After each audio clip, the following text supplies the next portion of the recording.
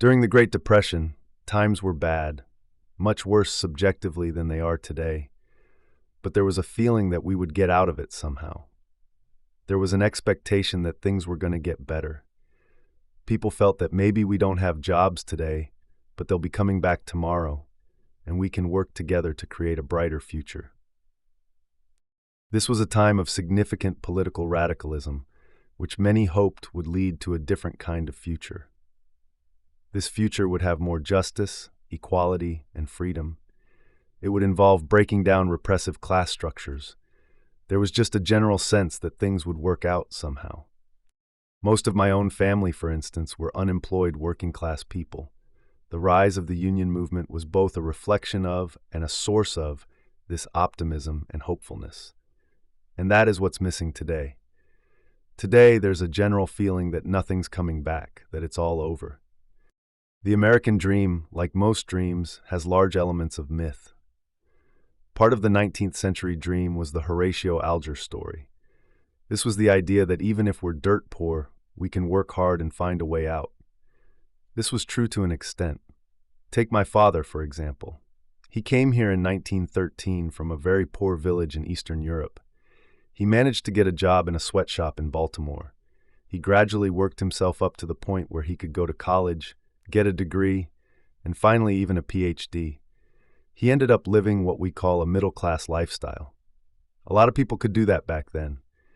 It was possible for immigrants from Europe in those early days to achieve a level of wealth, privilege, freedom, and independence that would have been unimaginable in their home countries. But by now, we know that that's not true anymore. Social mobility, in fact, is lower here than it is in Europe. But the dream persists, and it's fostered by propaganda. You hear it in every political speech. Vote for me, and we'll get the dream back. They all repeat it in similar words. You even hear it from people who are destroying the dream, whether they realize it or not. But the dream has to be sustained. Otherwise, how can you get people in the richest, most powerful country in world history with extraordinary advantages to face the reality they see all around them? The inequality we see today is truly unprecedented. If you look at total inequality, it's like the worst periods of American history. But if you look more closely, the inequality comes from the extreme wealth in a tiny sector of the population, a fraction of 1%. There were periods like the Gilded Age in the 1890s and the Roaring '20s when a similar situation developed, but the current period is extreme. The inequality mostly comes from super wealth. Literally, the top 0.1% are just super wealthy. This is the result of over 30 years of a shift in social and economic policy. Over these years, government policy has been changed, completely against the will of the population, to provide enormous benefits to the very rich. And for most of the population, the majority, real incomes have barely grown for over 30 years. The middle class, in that unique American sense, is under severe attack. A significant part of the American dream is class mobility. The idea that you can be born poor, work hard, and get rich. The idea that it's possible for everyone to get a decent job, buy a home, get a car, and send their children to school. It's all collapsed. Now take a look at American society. Imagine you're looking down from Mars. What do you see? In the United States, there are professed values like democracy. In a democracy, public opinion is supposed to have some influence on policy. The government is then supposed to carry out actions determined by the population. That's what democracy means. It's important to understand that privileged and powerful sectors have never liked democracy, and for very good reasons. Democracy puts power into the hands of the general population and takes it away from the privileged and powerful. This goes against the principle of concentrating wealth and power. This leads to what can be called a vicious cycle. The concentration of wealth leads to a concentration of power. This is particularly true as the cost of elections skyrockets, which forces political parties even more deeply into the pockets of major corporations. This political power quickly translates into legislation that increases the concentration of wealth. So you have fiscal policy, like tax policy, deregulation, and rules of corporate governance, all designed to increase the concentration of wealth and power. This in turn yields more political power to do the same thing. And that is what we've been seeing. We have this vicious cycle in progress. The wealthy have always had an excessive amount of control over policy. This goes back centuries. It's so traditional that it was described by Adam Smith back in 1776 in his famous book, The Wealth of Nations. He said that in England, the principal architects of policy are the people who own the society. In his day, that meant the merchants and manufacturers. He pointed out that they make sure their own interests are very well cared for, no matter how grievous the impact is on the people of England or others. Today, it's not merchants and manufacturers, but financial institutions and multinational corporations. These are the people who Adam Smith called the masters of mankind, and they are following what he called the vile maxim, all for ourselves and nothing for anyone else. They will pursue policies that benefit them and harm everyone else.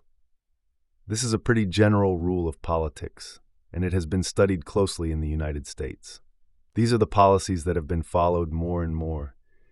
In the absence of a general popular reaction, that is pretty much what you would expect. Now we begin Chapter 1. Chapter 1, Reduced Democracy. Throughout American history, there has been an ongoing clash. On one side, there is pressure for more freedom and democracy coming from below, from the general population. On the other side, there are efforts at elite control and domination coming from above. This struggle goes all the way back to the founding of the country. James Madison was the main framer of the Constitution. He was as much a believer in democracy as almost anyone in the world at that time. Nevertheless, he felt that the United States system should be designed so that power rests in the hands of the wealthy. He believed the wealthy were the more responsible set of men, those who have the public interest at heart, not just their own narrow interests. Therefore, the structure of the formal constitutional system placed most power in the hands of the Senate. You have to remember, the Senate was not elected in those days. That didn't happen until about a century ago. It was chosen by state legislatures, its members had long terms, and they were selected from the wealthy and more responsible men. These were men who, as Madison put it, had sympathy for property owners and their rights. And Madison felt those rights had to be protected. The Senate had most of the power, but it was also the most distant from the general population. The House of Representatives was closer to the population, but it had a much weaker role. The executive, the president, was more of an administrator in those days, with some responsibility for foreign policy and other matters. This is quite different from the president's role today. A major question at the founding was to what extent the country should permit real democracy. Madison discussed this seriously, not so much in the Federalist Papers, which were a form of propaganda, but in the debates of the Constitutional Convention. If you look at those debates, Madison said the major concern of any decent society has to be, in his words, to protect the minority of the opulent against the majority. And he had his arguments. Madison looked to England as his model, which was the most advanced political society of the day. He said, suppose in England everyone had a vote. Well, the majority of the poor would get together and organize to take away the property of the rich. They would carry out what we would now call land reform. They would break up the big estates and give people their own land. They would vote to take over what had been the common lands before the enclosure system drove them off. Madison argued that this would be obviously unjust, so you can't allow it. Therefore, the constitutional system has to be set up to prevent democracy, which was sometimes called the tyranny of the majority. The system had to ensure that the property of the wealthy was not interfered with. So that's the structure of the system. It was designed to prevent the danger of democracy. In Madison's defense, we should remember that he was living in a pre-capitalist time. He assumed that the wealthy of the nation would be like the Roman gentlemen of mythology. They would be enlightened aristocrats, benign figures dedicating themselves to the welfare of all. That was one view, and it was a pretty standard one, as you can see from the fact that Madison's system was actually put in place. It's also worth noting that by the 1790s, Madison was bitterly condemning the deterioration of the very system he had created. He saw stock jobbers and other speculators taking it over and destroying it in the name of their own interests. There was another picture, at least in words, expressed by Thomas Jefferson, who was the leading democratic theorist of the time. He made a distinction between what he called the aristocrats and the democrats. The idea of the aristocrats is that power must be vested in a special class of distinguished and privileged people who will make the right decisions. The Democrats, on the other hand, believed that power should be in the hands of the population. Jefferson believed the people are the ultimate repository of decision-making and sensible action.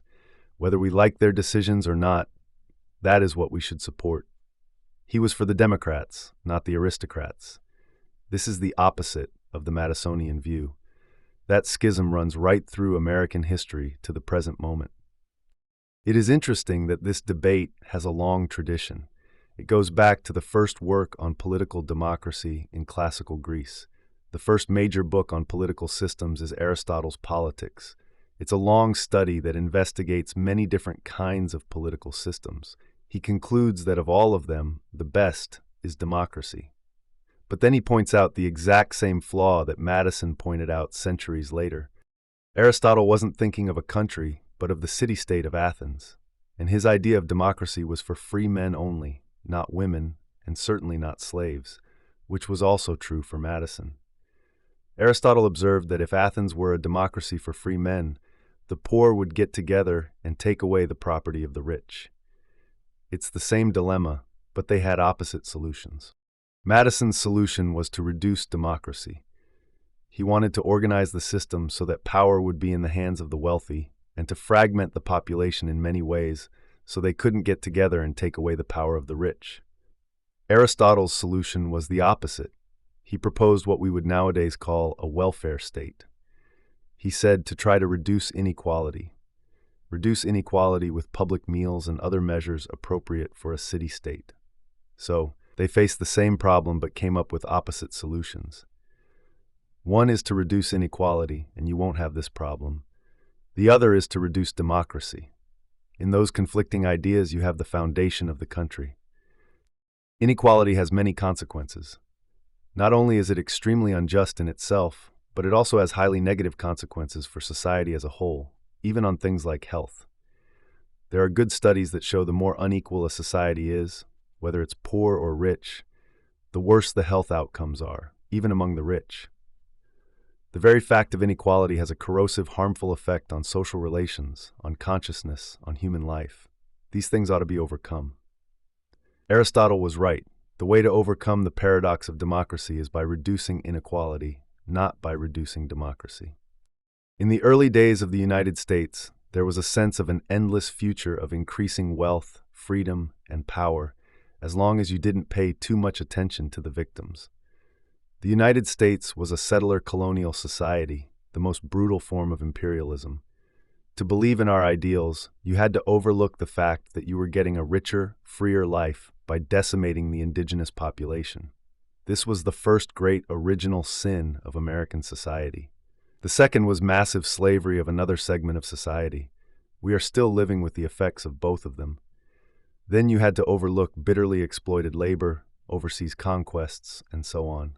If you overlook those small details, then there is a certain truth to our ideals. A major factor in the American Revolution was slavery. By 1770, British justices like Lord Mansfield were already declaring slavery to be an obscenity that couldn't be tolerated. American slave owners could see the writing on the wall. If the colonies remained subject to British rule, slavery would soon be outlawed. There's good evidence that this was a major factor in the uprising, in which the slave states, like Virginia, were very influential. If you look at the history of the United States, it's a constant struggle between two tendencies.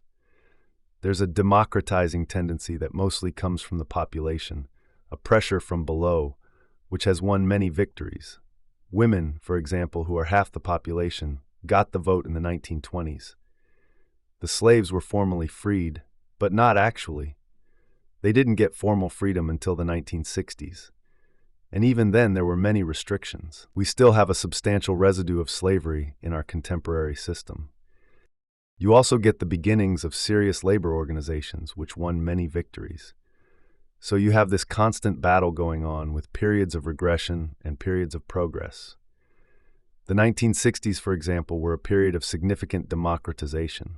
Sectors of the population that were usually passive and apathetic became organized, active, and started pressing their demands. They became more and more involved in decision-making and activism. It was a civilizing period, which is why some call it the time of troubles. It changed consciousness in many ways: minority rights, women's rights, concern for the environment, opposition to aggression, and concern for other people. These are all civilizing effects, and that caused great fear. I didn't anticipate the power of the reaction to these civilizing effects of the 60s. I didn't anticipate the strength of the backlash, the economic forces that would be used to deal with it, or the disciplinary techniques. Now let's turn to the next chapter.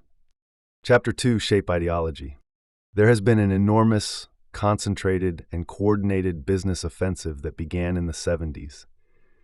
Its purpose was to try to beat back the egalitarian efforts that went right through the Nixon years.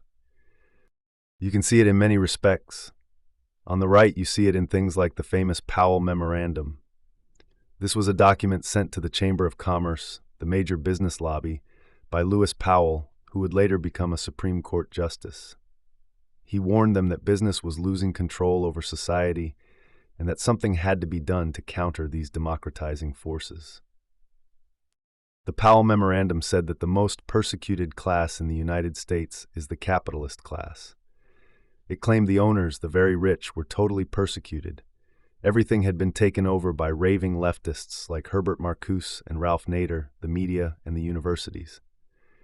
But Powell argued, we have the money, so we can fight back. What we have to do is use our economic power to save what he would call freedom, which really meant their power. Of course, he framed it as a defense against an outside power. But if you look at it, it was a call for business to use its control over resources to carry out a major offensive to beat back this democratizing wave. At the liberal international end, there was a pretty similar reaction. The first major report of the Trilateral Commission is concerned with this. It's called The Crisis of Democracy. The Trilateral Commission is made up of liberal internationalists from the three major industrial capitalist regions: Europe, Japan, and North America. The Carter administration was drawn almost completely from their ranks, so this represents the opposite end of the mainstream political spectrum. They were also appalled by the democratizing tendencies of the 60s and thought they had to react. They were concerned that there was an excess of democracy developing. Previously passive and obedient parts of the population, women, young people, old people, working people, what are sometimes called the special interests, were beginning to organize and try to enter the political arena. The Commission said that this imposes too much pressure on the system. It can't deal with all these pressures. Therefore, these groups have to return to passivity and become depoliticized. They were particularly concerned with what was happening to young people, who were at the forefront of the movements in the 60s. The young people were getting too free and independent. The way the Commission put it, there was a failure on the part of the schools, the universities, and the churches, the institutions responsible for the indoctrination of the young. That's their phrase, not mine. They said we needed more moderation in democracy, and then things would be fine. The Trilateral Commission liberals went on to offer measures to reinstitute better indoctrination, to control the press, and to drive people back into passivity and apathy. It's hard to establish direct cause and effect relationships, but it's pretty hard not to see the general tendencies. Take the indoctrination of the young. From the early 70s, you begin to see a number of processes underway to control college students. College architecture changed. New college buildings from that period were consistently designed to avoid places where students could congregate. The idea was to lead them down alleys, but not to have places where students could get together and organize. Since the 70s, college tuitions have started to climb, now reaching ridiculous levels. This has consequences. For one thing, it deprives large parts of the population of the option of higher education. But even for those who are able to go, most of them end up trapped by debt. If a student graduates from college with $100,000 in debt, they are trapped. There are very few options they can pursue. The debt is structured so that you can't get rid of it through bankruptcy. It hangs over your head for the rest of your life. So you have to devote yourself to subordination to power. Pretty much the same thing is happening in K through 12 education. The tendency is to reduce education to mechanical skills and to undermine creativity and independence, both for teachers and students. That is what teaching to the test is all about. What No Child Left Behind and Race to the Top are. These should be regarded as methods of indoctrination and control. The rise of the charter school system is also a thinly disguised effort to destroy the public school system. Charter schools are a way of drawing public funds into private institutions, which undermines public schools. There was an article in the New York Times quoting doctors who give drugs to children in impoverished areas to try to improve their school performance. They know perfectly well that there is nothing wrong with the children. There is something wrong with the society. As they put it, we as a society have decided not to modify the society, but to modify the children. These are kids coming from impoverished areas and underfunded schools. They don't do well, so we pour drugs into them. Of course, it is not we as a society who have decided on this. The masters of the society have decided on it. The notion of being anti-American is quite an interesting one. It's actually a totalitarian notion. It isn't used in free societies. If someone in Italy criticized the corruption of the Italian state, they are not called anti-Italian. In fact, if they were, people would collapse in laughter. In totalitarian states, the notion is used. In the old Soviet Union, dissidents were called anti-Soviet. In the Brazilian military dictatorship, they were called anti-Brazilian. These concepts only arise in a culture where the state is identified with the society and the people. So if you criticize concentrated state corporate power, you are against the society and the people. It's quite striking that this is used in the United States. In fact, we are the only democratic society where the concept isn't just ridiculed. It's true that in just about every society, critics are mistreated. In the old Soviet Union, they would be imprisoned. In El Salvador at the same time, dissidents would have their brains blown out by U.S. state-run terrorist forces. In other societies, critics are just condemned and vilified. In the United States, one of the terms of abuse is anti-American. There are others, like Marxist, but it doesn't really matter. This is a very free society. With everything you can criticize, it remains in many ways the freest society in the world. So if you're vilified by some commissars, who cares? You go on and do your work anyway. For Powell on the right, the attitude was, we've got the money, we're the trustees, we'll impose discipline. For the liberals, it was softer means, but they wanted to do the same thing. The Trilateral Commission actually argued that the media were out of control, and if they continued to be so irresponsible, government controls might be necessary. Anyone who has looked at the media knows that they were embarrassingly conformist. But even that was too much for the liberals. If you look at their study, there is one interest they never mention: private business. That makes sense because to them, business is not a special interest. It's the national interest, by definition. So they are okay. They are allowed to have lobbyists, buy campaigns, staff the executive, and make decisions. That's fine. But it's the rest, the special interests, the general population, who have to be subdued. That's the spectrum. It's the ideological level of the backlash. But the major backlash, which was parallel to this, was just redesigning the economy. Now we will move on to the next chapter. Chapter 3, Redesign the Economy. Since the 1970s, there has been a concerted effort by the masters of mankind, the owners of society, to shift the economy in two crucial ways. First, they wanted to increase the role of financial institutions: banks, investment firms, insurance companies, and so on.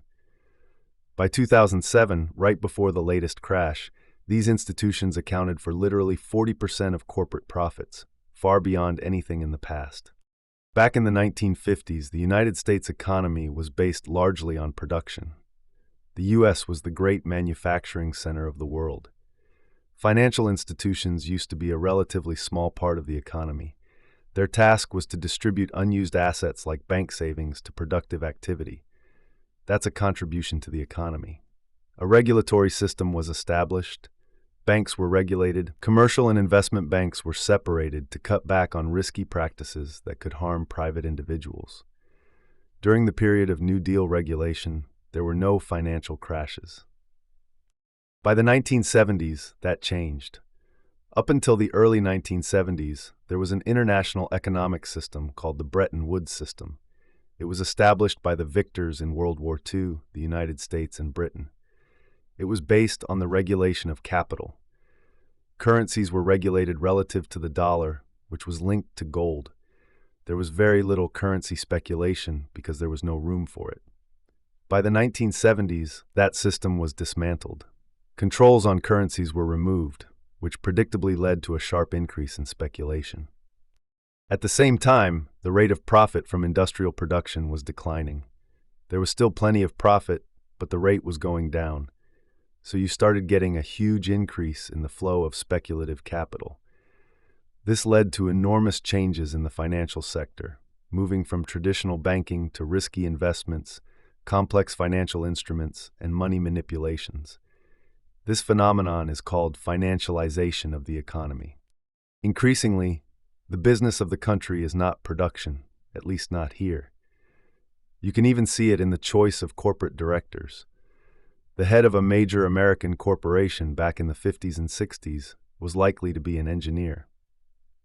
There was a sense in the ownership and management class that they had to pay attention to the nature of society.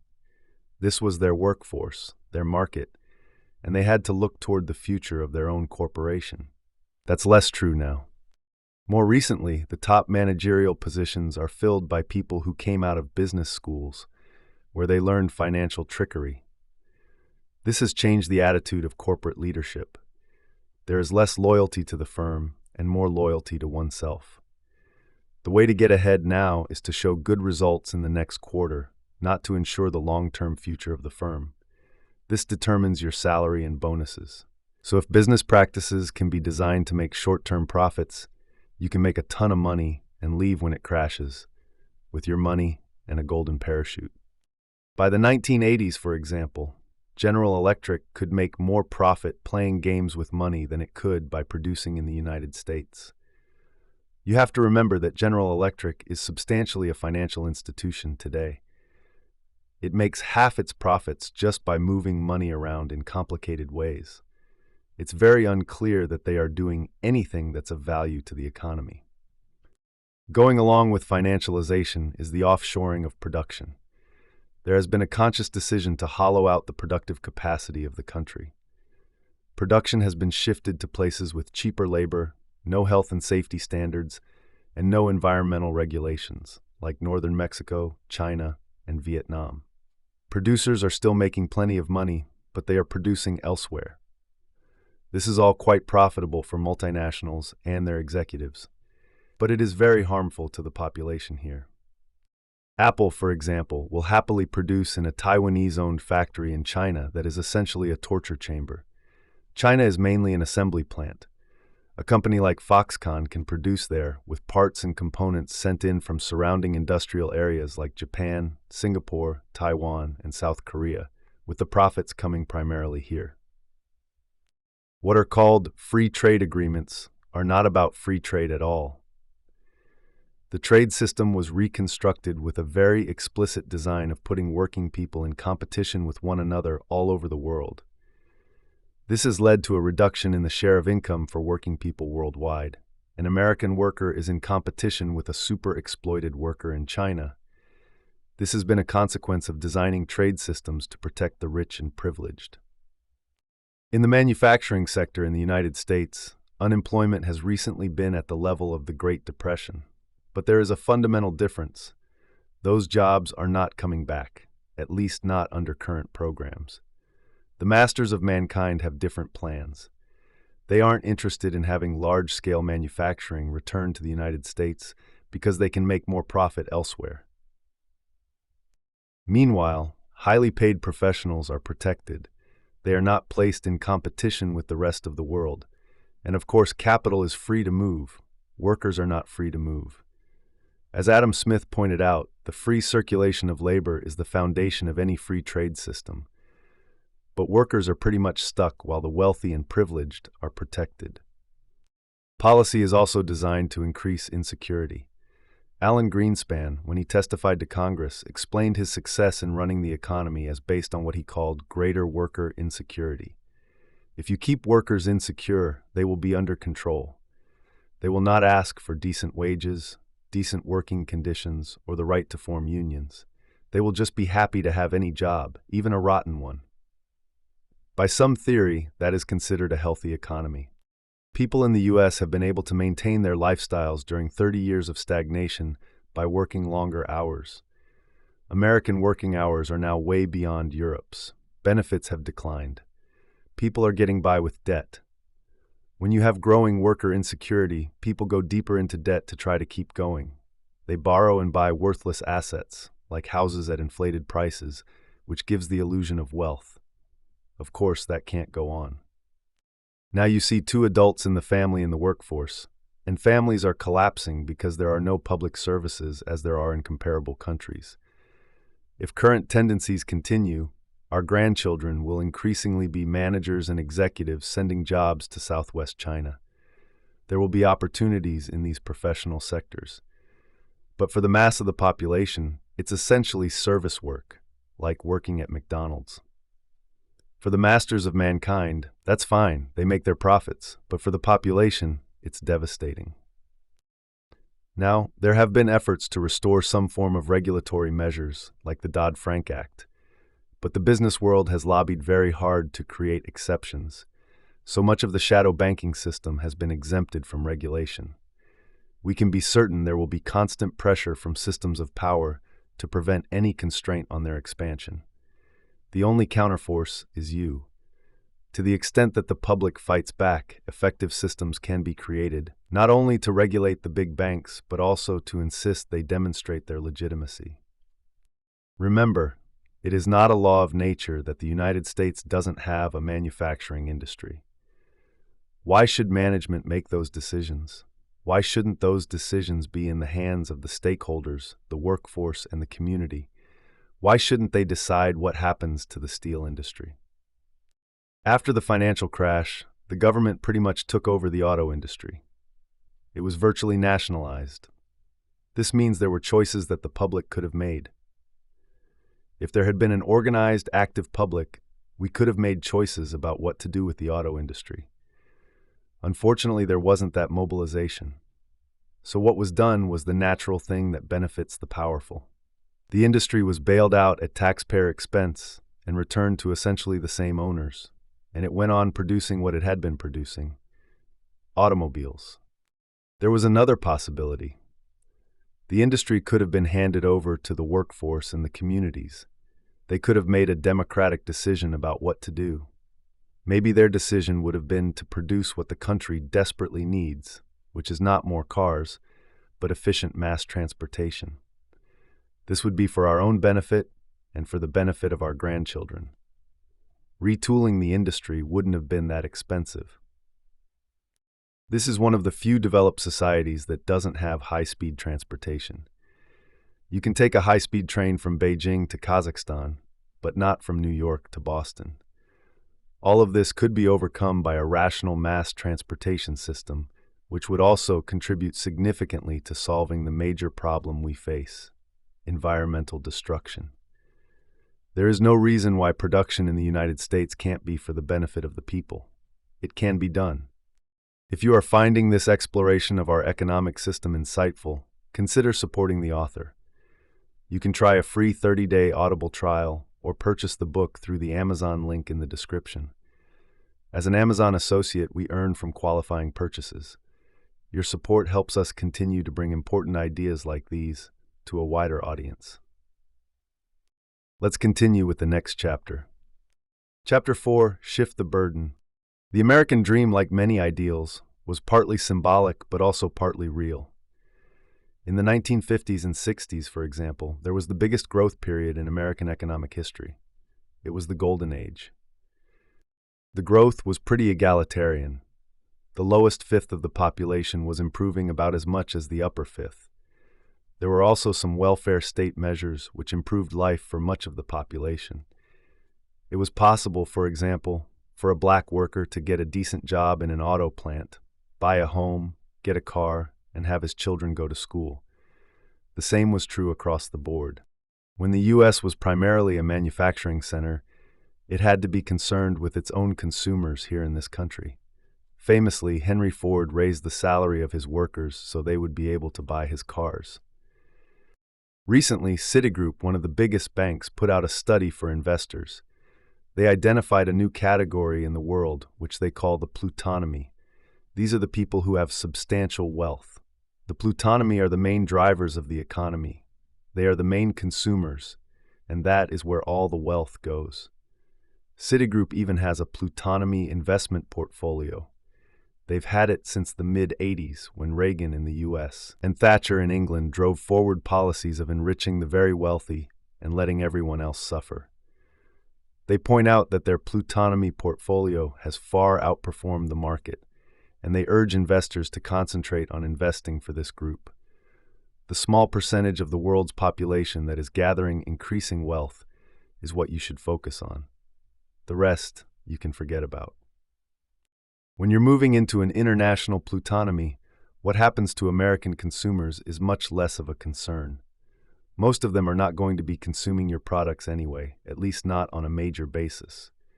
Your goals are profit in the next quarter, high salaries, and high bonuses. You produce overseas if you have to, and you produce for the wealthy classes here and their counterparts abroad. Their market can be anywhere. They can sell their iPhones anywhere. So the concern for the health of the society here has substantially lessened. When the president of General Motors 60 years ago said, "What's good for GM is good for the country," that wasn't totally false. The reverse was also true. What's good for the country is good for GM. But that's much less true today. From the point of view of policymakers, the long-term future of the country doesn't matter so much. What matters are just those sectors of society that sustain concentrated privilege. Now, the plutonomy is much more rigorously following Adam Smith's vile maxim, all for ourselves, nothing for anyone else. What about the rest? There's a term coming into use for them too. They're called the precariat, which means the precarious proletariat. These are the working people of the world who are living a more and more precarious existence. So we have the precariat living insecure lives, while the advice of Citigroup is for investors to focus their attention on the plutonomy. This is a really serious problem. We are heading toward a cliff, but from the point of view of the masters of mankind, it doesn't matter much. As long as they make plenty of profit tomorrow, who cares if our grandchildren won't have a world to live in? During the period of great economic growth in the 50s and 60s, taxes on the wealthy were far higher. Corporate taxes were much higher, taxes on dividends were much higher, and taxes on wealth were much higher.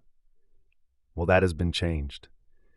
Now the shift is toward reducing taxes for those who are quite wealthy. The tax system has been redesigned so that the taxes paid by the very wealthy are reduced and the tax burden on the rest of the population is increased. The shift is toward keeping taxes just on wages and consumption, which everyone has to do, not on dividends, which only go to the rich. This has shifted the burden enormously. Of course, there is always a pretext. The pretext in this case is that cutting taxes on the rich increases investment and creates jobs. But there is no evidence for that. If you want to increase investment and jobs, what you do is increase demand. If there's demand, investors will invest to meet it. If you want to increase investment, give money to the poor and working people. They have to spend their incomes to keep alive. That stimulates production, stimulates investment, and leads to job growth. If you are an ideologue for the masters, you have a different line. Right now, it's almost absurd. Corporations have money coming out of their pockets. It's not that they are short of money. Goldman Sachs is now so wealthy, thanks to taxpayer bailouts, that they are preparing for the next crisis. Pouring more cash into their hands is not to increase investment or jobs. It's simply to increase the extraordinary concentration of wealth. In fact, General Electric pays zero taxes and has enormous profits. This is common. The major American corporations have shifted the burden of sustaining the society onto the rest of the population. The issue of raising taxes on the rich has typically been strongly supported by the public. Even voters who backed Donald Trump in 2016 often have social democratic attitudes. They might say, "Down with the government," but they also want more spending on education, health, and aid for women with dependent children. They don't want welfare, because that word was demonized by Ronald Reagan's tales of some black man stealing your money. Nobody wants that, but they want what welfare does. Take the 2016 Bernie Sanders campaign. Across the board, his views had substantial public support and were pretty mainstream not long ago. The political revolution that Sanders called for would not have greatly surprised Dwight Eisenhower. What that means is that the political spectrum has shifted so far to the right that what the population wants and what was once mainstream now looks radical. It is up to us to shift it back. Today's Democrats are pretty much what used to be called moderate Republicans. The Republicans are just off the spectrum. They have moved so far toward a dedication to the wealthy and the corporate sector that they cannot hope to get votes on their actual programs. So they have turned to mobilizing sectors of the population that have always been there, but not as an organized political force: evangelicals, nativists, racists, and the victims of globalization. This undermines the legal measures that provided working people with some protection and ways to influence decision-making.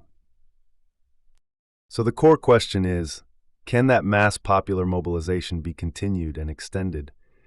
Can it become a functioning force that will beat back the regressive tendencies that have created a pretty ugly situation in the country? Now we will begin the next chapter. Chapter 5, Attack Solidarity. Solidarity is quite dangerous from the point of view of the masters. You are only supposed to care about yourself, not about other people. This is quite different from the people they claim are their heroes, like Adam Smith. Smith based his whole approach to the economy on the principle that sympathy is a fundamental human trait. But that idea has to be driven out of people's heads. You've got to be for yourself and follow the vile maxim, "Don't care about others." This is okay for the rich and powerful, but devastating for everyone else. We see this today in policy formation, for example, in the attack on Social Security. There's a lot of talk about a crisis in Social Security, which is non-existent. The program is in quite good shape.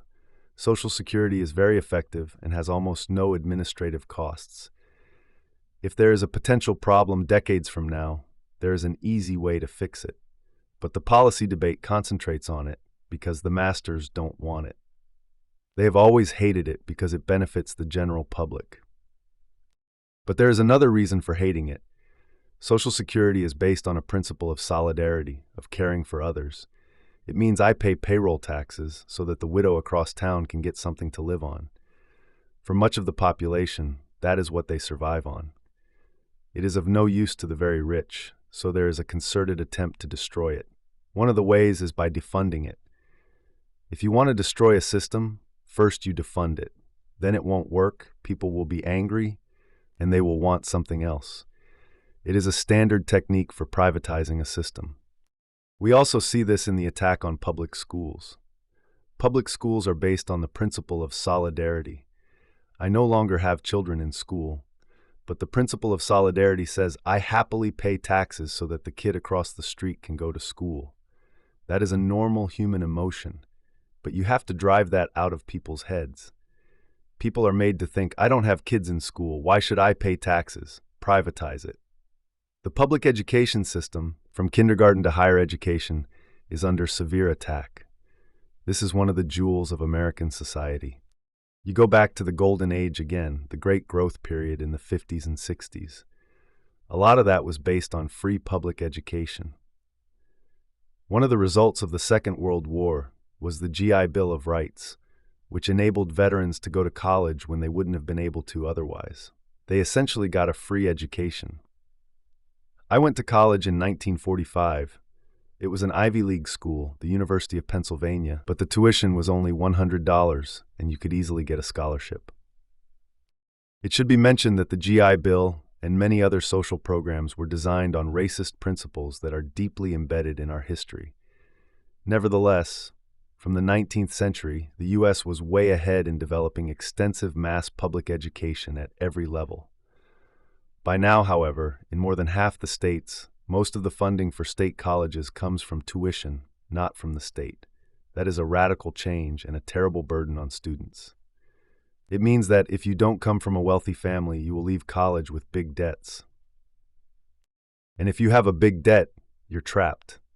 Maybe you wanted to become a public interest lawyer, but you will have to go into a corporate law firm to pay off those debts. By the time you are part of that culture, you are not going to get out of it.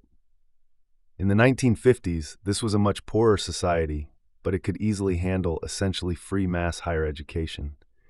Today, a much richer society claims it doesn't have the resources for it. This is a general attack on principles that are not only humane, but are the basis of the prosperity and health of this society. We see the same thing with some of the proposals for Medicare, which are basically aimed at destroying Medicare and privatizing it. They are carefully designed so that at the beginning they exempt people over 55, a substantial part of the voting population. The hope is that the elderly will be so vicious that they are willing to punish their children and grandchildren so they can get decent health care. We have the only healthcare system in the advanced world that is based overwhelmingly on virtually unregulated private healthcare. It is extremely inefficient and very costly. There are all sorts of administrative costs, bureaucracies, and billing issues that just don't exist in rational healthcare systems. Almost every other industrial society has a system that is far more efficient in both outcomes and costs than the one we have in the United States. It's not just the insurance companies driving this, but also the pharmaceutical corporations. The United States is the only country in the world where the government, by law, is not permitted to negotiate drug prices.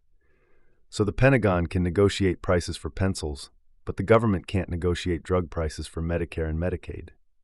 The Veterans Administration is an exception. They are allowed to negotiate drug prices, so their costs are far lower. The Medicare system itself is quite efficient. Administrative costs for Medicare are far below those of private insurance. And remember, these are both government health programs. Medicare costs are skyrocketing now only because they have to work through the privatized, unregulated insurance system. It is known how to deal with these questions. We have models all around us, but you can't touch them because these industries are too powerful in the economy. When the idea of a national healthcare system is brought up, it's often called politically impossible, even though a majority of the population has wanted it for a long time. Political support means Goldman Sachs and J.P. Morgan Chase. If we had a healthcare system like other countries, we would have no deficit. We would probably have a surplus. It's very striking to see the debate in the United States about current economic problems. The major human problem, overwhelmingly, is not the deficit, it's joblessness. Joblessness has a devastating effect on a society and a terrible economic effect.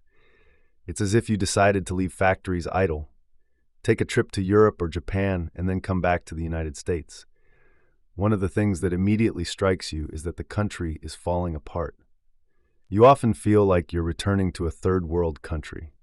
Infrastructure has collapsed, healthcare is a wreck, and the educational system is being torn to shreds.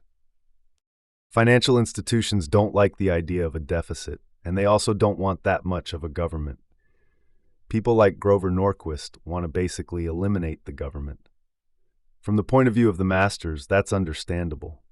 To the extent that democracy functions, the government carries out actions in the interests of the population. They would prefer to have total control. So they are happy to see the government diminished, with two exceptions. They want a powerful state that can bail them out and a major military force to control the world. That's what they want the state to be restricted to. Nothing like making sure elderly people get medical care. For the public, joblessness is of far greater importance. But with few exceptions, the public discussion remains focused on the deficit. The causes of the deficit are pretty clear. One is the extraordinary military spending, which is about the same as the rest of the world combined, and that topic is almost untouchable. How do we make higher education more affordable? Very easy, by doing it. Take a look at the world. Finland comes out near the top on virtually any measure of educational achievement. How much do you pay to go to college there? Nothing. It's free. Take Germany, another rich country with a successful educational system. How much do you pay? Essentially nothing. Take a poor country near us, Mexico. It has a pretty good higher educational system. How much do you pay? Nothing.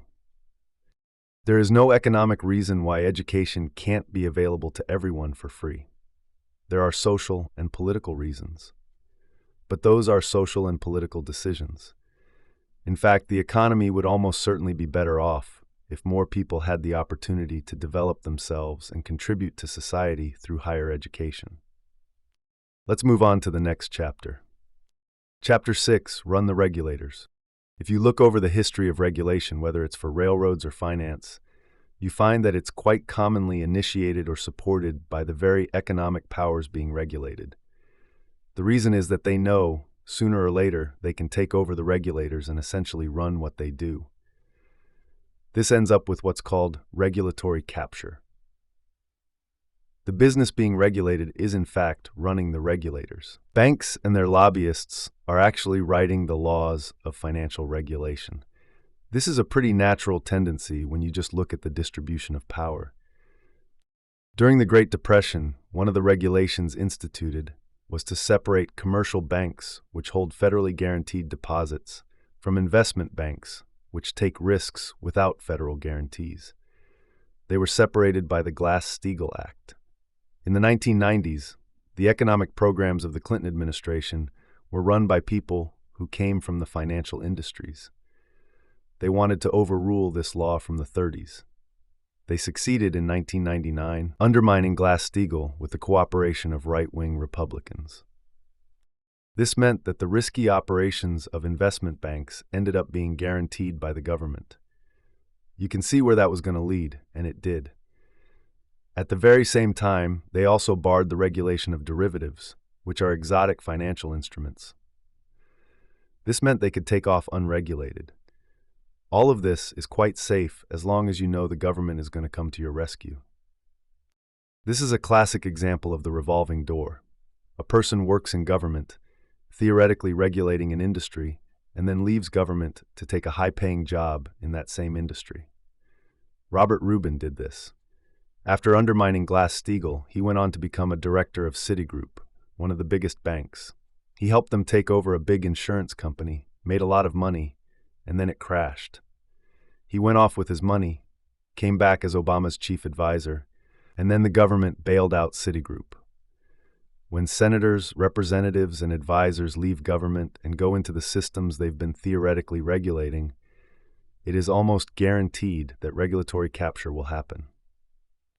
Lobbying is another part of this. Lobbying expanded enormously in the 1970s as the business world moved sharply to try to control legislation. The business world was upset by the advances in public welfare in the 60s, particularly under Richard Nixon. It's not well understood, but Nixon was the last New Deal president, and they regarded that as class treachery. In Nixon's administration, you get consumer safety legislation, safety and health regulations in the workplace, and the Environmental Protection Agency. Business didn't like it, they didn't like the higher taxes or the regulation, so they began a coordinated effort to overcome it. Lobbying sharply increased. New think tanks like the Heritage Foundation were developed to control the ideological system. Spending on campaigns went way up, and deregulation began with real ferocity. Remember, there were no financial crashes in the 50s and 60s because the regulatory apparatus of the New Deal was still in place. As it began to be dismantled under business and political pressure, you get more and more crashes. This started in the 70s, and in the 80s, the crashes really took off. Take Reagan. Instead of letting them pay the cost, Reagan bailed out the banks, like Continental Illinois in 1984, which was the biggest bailout in American history at the time. In 1987, there was another financial crash on Black Monday. Reagan actually ended his term with a huge financial crisis, the savings and loan crisis, and again the government moved in and bailed it out. The savings and loan crisis was a little different from the 2008 financial crisis. In that case, the perpetrators were brought to court and tried. A lot was learned from the trials about the crimes that were carried out. Not this last time. Power has become so concentrated that not only are the banks too big to fail, but as one economist put it, they are also too big to jail. The only criminal investigations undertaken are for things like insider trading, where the criminal is actually harming other businesses, but where they are just robbing people, that is done with impunity. Deregulation continued through the Clinton years. In 1999, the regulation separating commercial banks from investment banks was dismantled. Then Bush came along, and we had the housing boom. Economists ignored the fact that there was an $8 trillion housing bubble that held no relation to the actual cost of housing. Of course, that broke in 2007, and trillions of dollars of fake wealth disappeared. That led to the biggest financial crisis since the Great Depression. Then came the Bush and Obama bailout, which reconstructed the powerful institutions, the perpetrators, and left everyone else floating. It was done with impunity, and they are now building up to the next one. Each time, the taxpayer is called on to bail out those who created the crisis. In a capitalist economy, you wouldn't do that. That would wipe out the investors who made risky investments. But the rich and powerful don't want a capitalist system. They want to be able to run to the nanny state as soon as they're in trouble and get bailed out by the taxpayer. They are given a government insurance policy, which means that no matter how often you risk everything, if you get in trouble, the public will bail you out because you're too big to fail. Their power is so enormous that any attempt to deal with it is beaten back. There have been mild attempts like the Dodd-Frank proposal, but that gets whittled down by lobbyists and doesn't go after the main issues anyway. The people picked to fix the crisis were those who created it, the Robert Rubin crowd, the Goldman Sachs crowd. They created the crisis and are now more powerful than before. What do you expect to happen? In a market system, there are well-known inherent problems. The participants in a transaction try to take care of only themselves. They don't pay attention to the effect on others. These are called externalities. In the case of a big investment bank like Goldman Sachs, if they make an investment, they try to calculate the risk to themselves. Of course, that's easy to do when they know they will be bailed out. What they don't take into account is systemic risk, the risk that if their investments collapse, the whole system may collapse. Well, that is what happened, has repeatedly happened, and is probably going to happen again. The simplest definition of neoliberalism is, let the market run everything. Get the government out of policy formation except to support market activities. Of course, nobody really means that. Those are measures applied to the poor and the weak, but not to yourself. This runs all through modern economic history. Take Adam Smith's recommendations to the newly liberated American colonies. He said the colonies should concentrate on what they're good at, which was later called comparative advantage. They should export primary products and import superior British goods. Of course, the colonies were liberated, so they were free to completely ignore this sound economics. They imposed high tariffs to block superior British goods and were able to develop domestic industry. They did exactly the opposite of the neoliberal prescriptions. Meanwhile, the poor and oppressed, like India, Egypt, and Ireland, had these principles rammed down their throats. They were deindustrialized and deteriorated. This is happening right in front of our eyes. Inside the United States, for the large majority of the population, the principle is that you have to let the market prevail. Cut back entitlements, destroy Social Security, reduce health care, but not for the rich. For the rich, the state is a powerful state, ready to move in and bail them out. Take Reagan. He's the icon of neoliberalism, but he was the most protectionist president in post-war American history. He bailed out banks. Government actually grew during the Reagan years, but that was for the rich. Meanwhile, for the poor, let market principles prevail.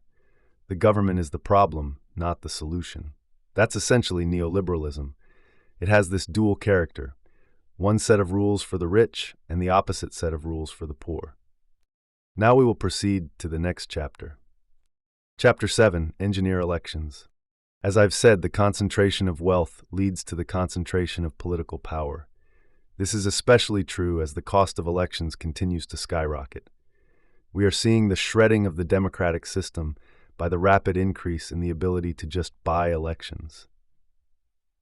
Take Citizens United, a very important Supreme Court decision in 2010. This has a history. The 14th Amendment has a provision that says no person's rights can be infringed without due process of law. The intent was clearly to protect freed slaves. However, it has almost never been used for freed slaves. Almost immediately, it was used for businesses and corporations. The idea was that their rights can't be infringed without due process of law. This was a sharp attack on classical liberal principles. This trend continued into the early 20th century, when it was pretty much established that corporations have personal rights. This extended through the 20th century, and they gradually became persons under the law. Corporations are state-created legal fictions. To call them persons is kind of outrageous. For example, so-called free trade agreements like NAFTA gave corporations rights way beyond what persons have. If General Motors invests in Mexico, they get the rights of a Mexican business. But if a Mexican person comes to New York and says, "I want national rights," well, you know what happens. So while the notion of personhood was expanded to include corporations, it was restricted for others. Undocumented aliens who are living here and building your buildings and cleaning your lawns are not considered persons. But General Electric is a person, an immortal, super-powerful person. This perversion of elementary morality and the obvious meaning of the law is quite incredible. In the 1970s, the courts decided that money was a form of speech in the ruling of Buckley versus Valeo. Then you go on through the years to Citizens United, which says the right of free speech of corporations, which mainly means spending as much money as they want, cannot be curtailed. Take a look at what that means. It means that corporations, which have been pretty much buying elections anyway, are now free to do it with virtually no constraint. That is a tremendous attack on the residue of democracy. It's very interesting to listen to the rulings, like Justice Kennedy's swing vote. His ruling said that since CBS is given freedom of speech and they are a corporation, why shouldn't General Electric be free to spend as much money as they want?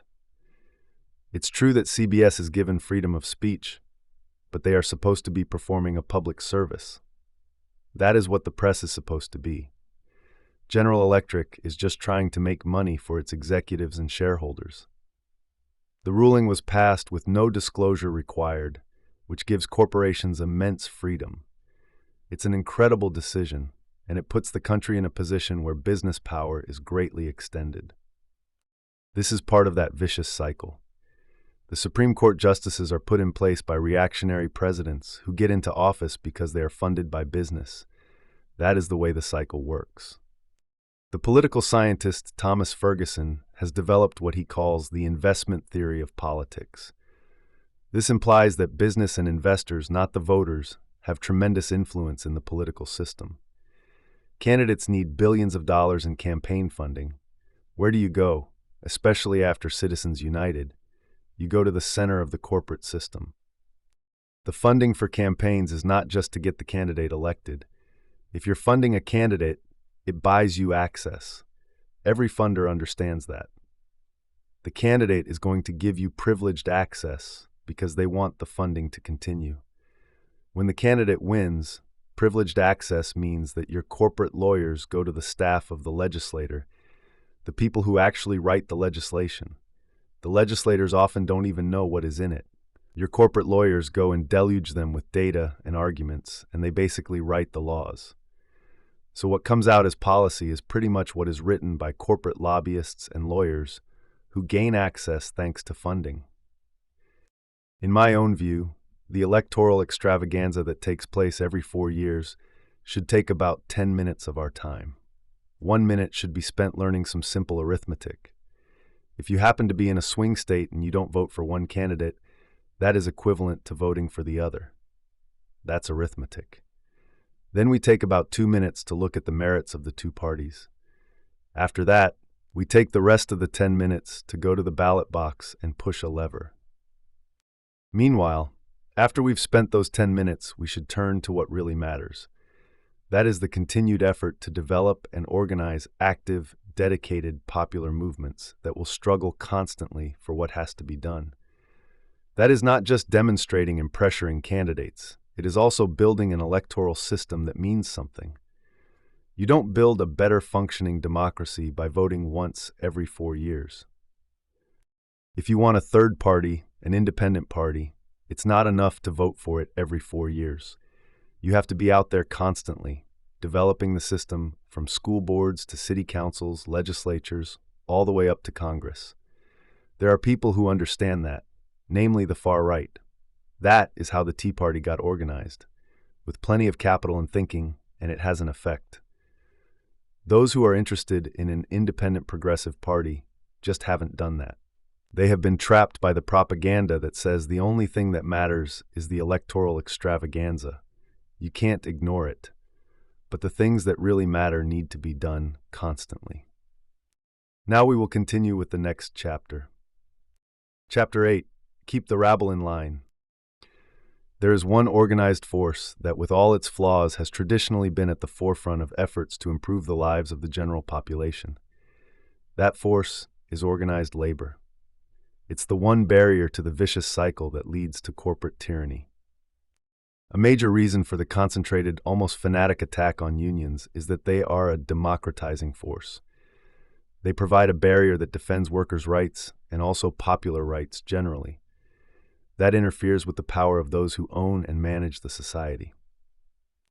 Anti-union sentiment in the United States among elites is so strong that the fundamental core of labor rights, the right of free association and the right to form unions, has never been ratified by the U.S.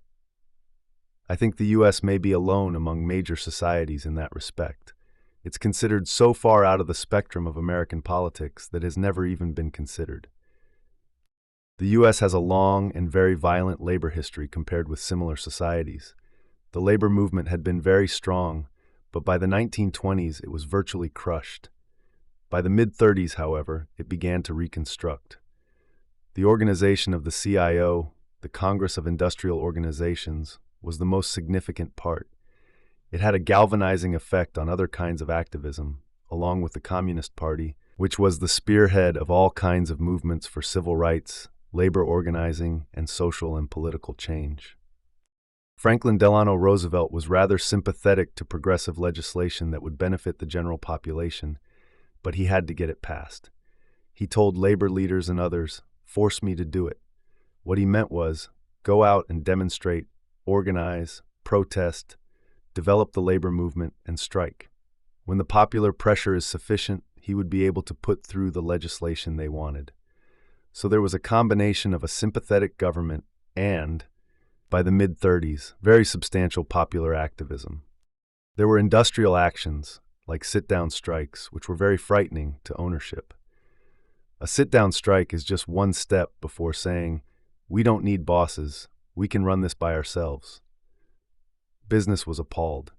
If you listened to the business press in the late 30s, they were talking about the hazard-facing industrialists in the rising political power of the masses, which had to be repressed. They felt they must fight the everlasting battle for the minds of men to indoctrinate people with the capitalist story. The Depression itself wasn't really ended until the Second World War, when a huge government stimulus led to a vast increase in industrial production and sent people back to work. This set the stage for unprecedented post-war growth. Things were on hold during the war, but immediately afterward the business offensive began in force. The Taft-Hartley Act and McCarthyism were followed by massive corporate propaganda offensives to attack unions, take over the educational system, and infiltrate churches. This was accompanied by efforts to get people to have a more ambivalent attitude toward government. On one hand, people must be induced to hate and fear government, the potential instrument of popular will. On the other hand, they have to support government because private business relies extensively on state support, from the high technology economy to bailouts to international force. The offensive increased sharply during the Reagan years. Reagan pretty much told the business world, If you want to illegally break organizing efforts and strikes, go ahead. Illegal strike breaking and illegal firing shot way up. Even before, in 1978, the head of the United Auto Workers, Doug Fraser, lamented that business is waging a one-sided class war against the working class. By now, less than 7% of private sector workers have unions. It's not because workers don't want unions. Polls show they overwhelmingly want to unionize, but they can't. A few years ago, we saw a dramatic illustration of public support for unions in Madison, Wisconsin in 2011. Efforts by Governor Walker to kill off the last remnants of the labor movement led to massive public protests. There were tens of thousands of people on the streets every day, occupying the state capitol. They had enormous popular support. If you are in a position of power, you want to maintain class consciousness for yourself, but eliminate it everywhere else. Go back to the 19th century, in the early days of the Industrial Revolution in the United States. Working people overwhelmingly regarded wage labor as not very different from slavery, different only in that it was temporary. That was a slogan of the Republican Party. Northern workers went to war in the Civil War to eliminate chattel slavery in the South and wage slavery in the North. Working people ought to take over the factories was the slogan of the big mass labor organizations.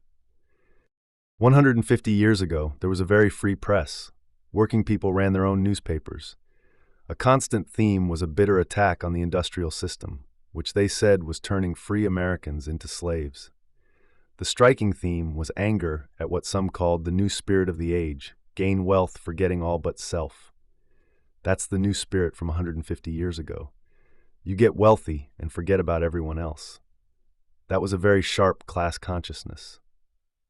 In the interest of power and privilege, it's good to drive those ideas out of people's heads. You don't want them to know that they are an oppressed class. You get the situation we are in now where class has become a dirty word. You can't say it.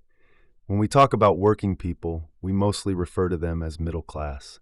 And as I have said before, the middle class in that unique American sense is under severe attack. The notion of class is pretty simple. Who gives the orders and who follows them? That basically defines class.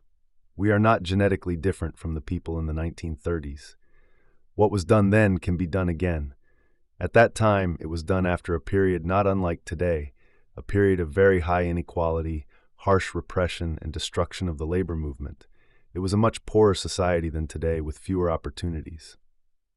We can pick up the same thing and turn current developments in that direction. But it has to be done. It's not going to happen by itself.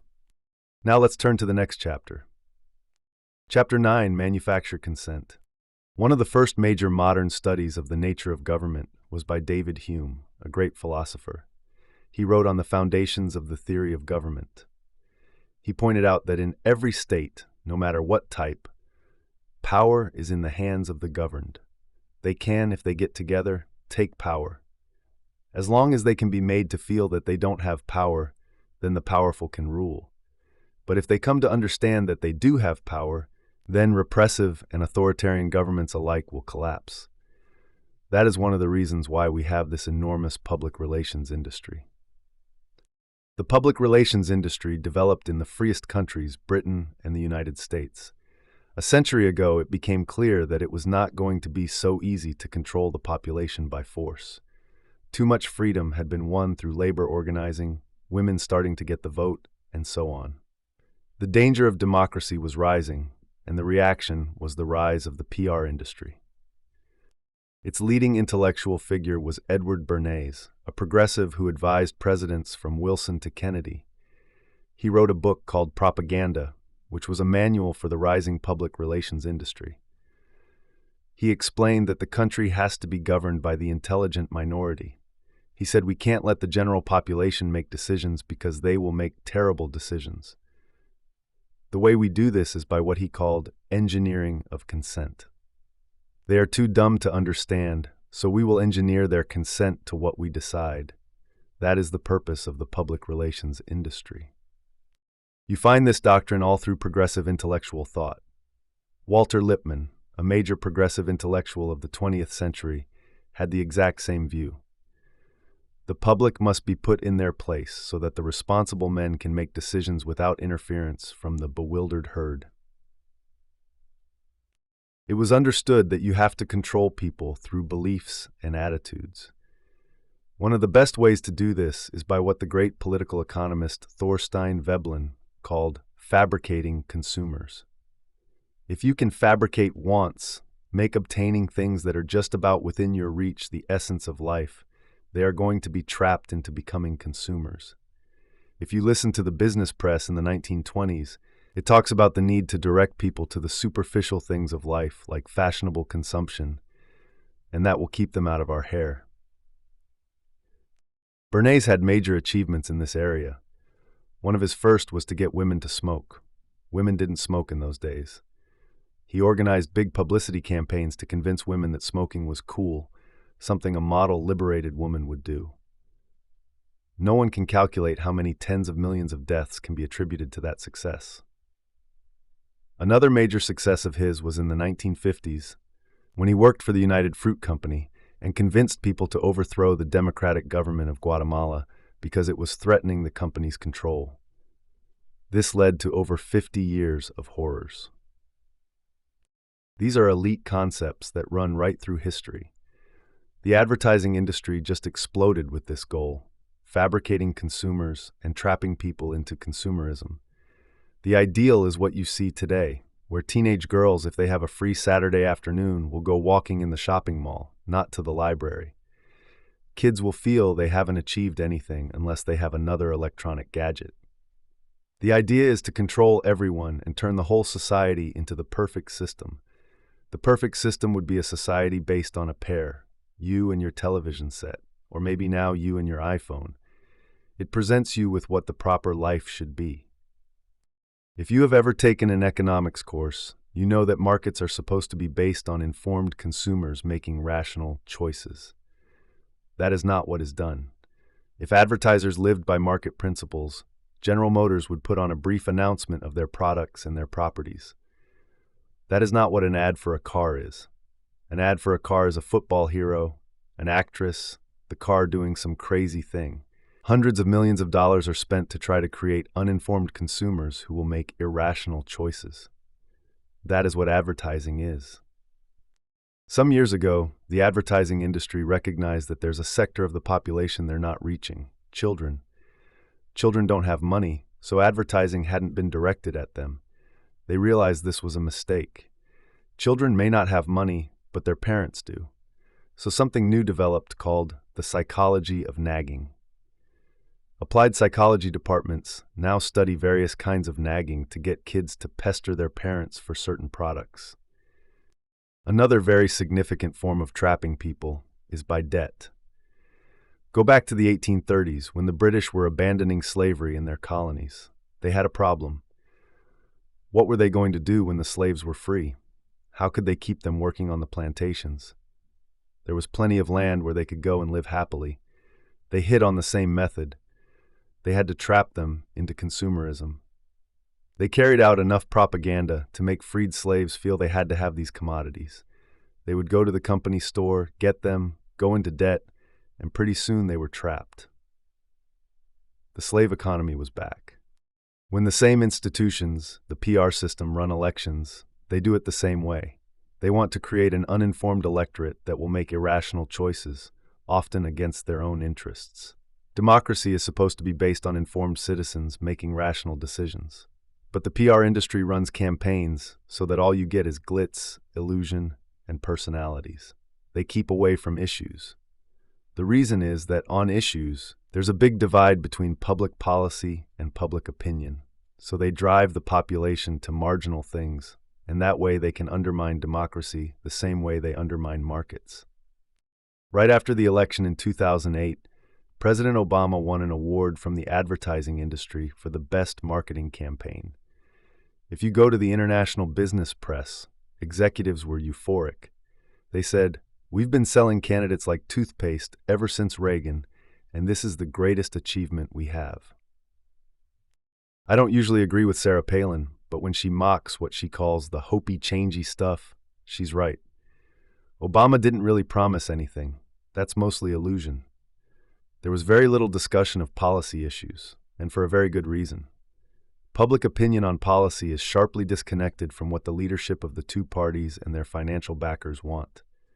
Policy, more and more, is focused on the private interests that fund the campaigns, with the public being marginalized.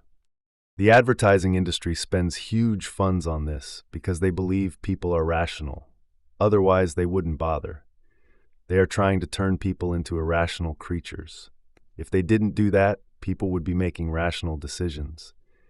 And I think the rational decisions would be to dismantle illegitimate authority and hierarchic institutions. Let us now begin the final chapter. Chapter 10, Marginalize the Population. One of the leading political scientists, Martin Gilens, has done important studies on the relationship between public attitudes and public policy.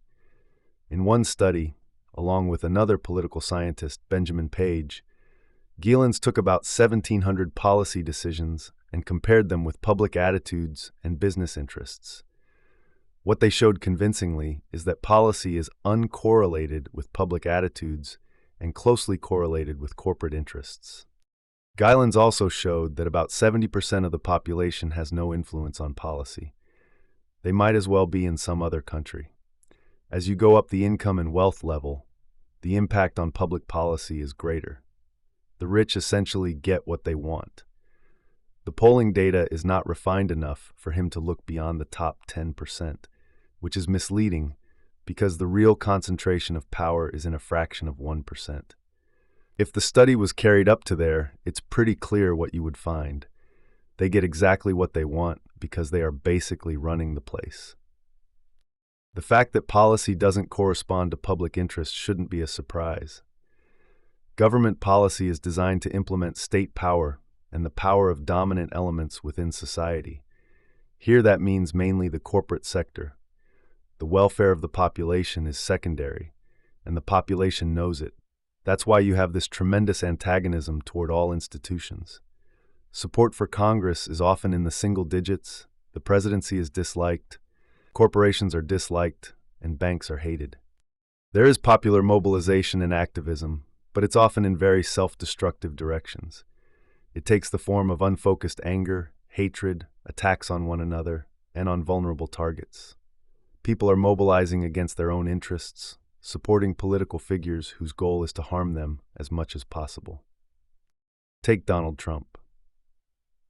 For many years, I have been writing and speaking about the danger of the rise of an honest and charismatic ideologue in the United States. Someone who could exploit the fear and anger that has long been boiling in much of society and direct it away from the actual agents of the problem to vulnerable targets. Trump himself does not fit the image of an honest ideologue. He seems to have very little ideology apart from himself and his friends. But he got huge support from people who are angry at everything. This generalized rage comes mostly from white, working-class, and lower-middle-class people who have been cast aside during the neoliberal period. They have lived through a generation of stagnation and decline. Everything has been taken away from them. There is no economic growth for them, though there is for other people. The institutions are all against them. They have a deep concern that they are losing their country because a generalized they are taking it away from them. That kind of scapegoating of those who are even more vulnerable and oppressed is all too familiar. One place you see this strikingly is on April 15th, Tax Day. April 15th is a measure of how democratic a society is. If a society is really democratic, April 15th should be a day of celebration. It's a day when the population gets together to decide to fund the programs and activities that they have formulated and agreed upon. What could be better? You should celebrate it. But that is not the way it is in the United States. It's a day of mourning. It's a day in which some alien power that has nothing to do with you is coming down to steal your hard-earned money. That's a measure of the extent to which democracy is actually functioning in the popular consciousness. The tendencies that we've been describing, unless reversed, will create an extremely ugly society. A society based on Adam Smith's vile maxim, all for ourselves, nothing for anyone else. A society in which normal human instincts of sympathy, solidarity, and mutual support are driven out. I don't know who would want to live in it. A small society based on that principle is ugly, but it can survive. A global society based on that principle is headed for massive destruction. The future looks pretty grim. We are facing really serious problems.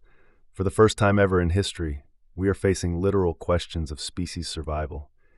Can the species survive, at least in any decent form? On November 8th, 2016, the most powerful country in world history had an election. The outcome placed total control of the government in the hands of the Republican Party, which has become the most dangerous organization in world history. This may seem like an outrageous statement, but the facts suggest otherwise. The party is dedicated to racing as rapidly as possible to the destruction of organized human life. There is no historical precedent for such a stand. The winning candidate called for a rapid increase in the use of fossil fuels, the dismantling of regulations, and in general, racing to the cliff as fast as possible. The Paris climate negotiations had to settle for verbal commitments because the Republican Congress would not accept any binding ones. At the follow-up conference in Marrakesh, as the election results came in, the question became whether the whole process could continue with the most powerful country withdrawing from it. The conference ended with China as the leader in upholding the hopes for decent survival, and the United States as the leading wrecker. We are heading, with our eyes open, toward a world in which our grandchildren may not even be able to survive. We're rushing toward environmental disaster. The U.S. is in the lead of accelerating these dangers under the pressure of business. The reaction of governments and corporations to the melting of the Arctic ice cap is enthusiasm. They see new areas open for digging and extraction of fossil fuels. This is a death sentence for our descendants. There's another major threat to survival: nuclear war. That threat is increasing. Bertrand Russell and Albert Einstein, around 1955, issued a passionate plea to the people of the world to recognize that they have a choice. They must decide to renounce war or to self-destruct. We have come very close to self-destruction a number of times. The Bulletin of Atomic Scientists has a doomsday clock. It started in 1947. The clock measures our distance from midnight, which means termination. Just 2 years ago, the clock was moved 2 minutes closer, to 3 minutes before midnight. The reason is that the threat of nuclear war and environmental catastrophe are increasing. I don't think we are smart enough to design in detail what a perfectly just and free society would be like, but we can give some guidelines. John Dewey, the leading social philosopher of the 20th century, argued that until all institutions, production, commerce, media, are under participatory democratic control, we will not have a functioning democratic society. As he put it, policy will be the shadow cast by business over society. Where there are structures of authority, domination, and hierarchy, they are not self-justifying. They have a burden of proof to meet. If you take a close look, you usually find they can't justify themselves. If they can't, we ought to be dismantling them, trying to expand the domain of freedom and justice. That's another task for an organized, committed population. This comes straight out of classical liberal thought and is also the core principle of anarchism and democracy. Progress over the years, what we all thankfully recognize as progress, has been just that. I have spent a lot of my life in activism. The reason things change is because lots of people are working all the time. They are working in their communities, in their workplaces, or wherever they happen to be. They are building up the basis for popular movements which are going to make changes. That's the way everything has ever happened in history. Take freedom of speech, one of the real achievements of American society. It's not truly guaranteed in the Constitution. The major contributions to it came in the 1960s, in the context of the civil rights movement. You had a mass popular movement demanding rights and refusing to back down. In that context, the Supreme Court established a pretty high standard for freedom of speech. Or take women's rights. Women began identifying oppressive structures, refusing to accept them, and bringing others to join them. That is how rights are won. The activists are the people who have created the rights that we enjoy. The way people learn is by interaction. If you're isolated, you might be a genius who can figure things out, but it's not likely. You don't have the resources or support to find out who you are and what is happening in the world. In societies with functioning organizations like labor unions, you can learn where to look, encourage each other, and have your views challenged.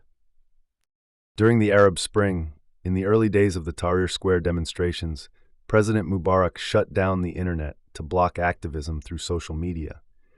The effect was that activism increased because people returned to what really matters: face-to-face contact. People began to talk to one another. Social media is useful, but it's not like really entering into a discussion with people directly. To the question, what can we do? The answer is just about anything we choose to do. By comparative standards, we live in quite a free society. It wasn't a gift from heaven. The freedoms we have were won by hard, painful, courageous popular struggle. We have that legacy. Government has very limited capacity to coerce. Corporate business may try to coerce, but they don't have the mechanisms. There is a lot that can be done if people organize and struggle for their rights. As they have done in the past, we can win many victories. My close friend, the late Howard Zinn, said that what matters is the countless small deeds of unknown people who lay the basis for the significant events that enter history. They are the ones who have done things in the past. They are the ones who will have to do it in the future. This has been an audio adaptation of the original book. To support the author, please consider purchasing the book via the Amazon link in the description.